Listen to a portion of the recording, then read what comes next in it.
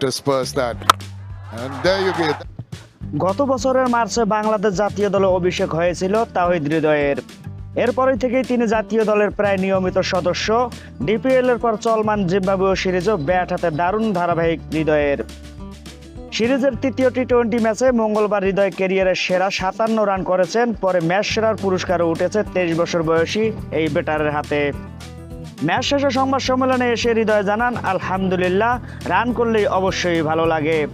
একজন ব্যাটার হিসেবে আমার কাজ দলের অবদান রাখা। আমি চেষ্টা করি ফিল্ডিং করে হোক কিংবা রান করেই হোক দলের জন্য অবদান রাখতে পারি। যেদিন শুরুতেই ব্যাটিং পাবো দলের জন্য যেন ভালো কিছু এনে দিতে পারি।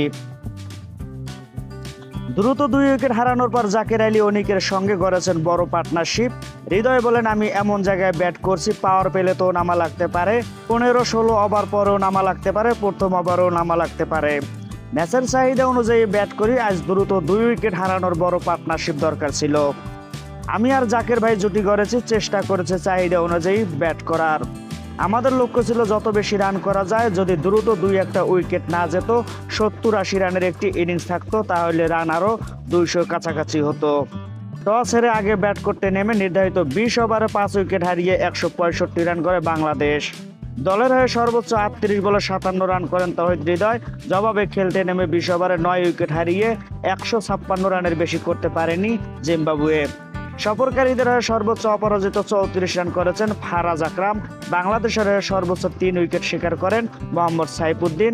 রিশাদ হোসেন নেন 2 উইকেট। এই জয়ে 2 ম্যাচ হাতে রেখে সিরিজ নিশ্চিত করল নাজমুল হোসেন শান্তর দল। এবার বাংলাদেশ জিম্বাবুয়ে সিরিজ গড়াবে মিরপুরের শেরে বাংলা স্টেডিয়ামে। আগামী 10 ও 12 মে শেষ 2টি টি-20 মুখোমুখি হবে 2 দল।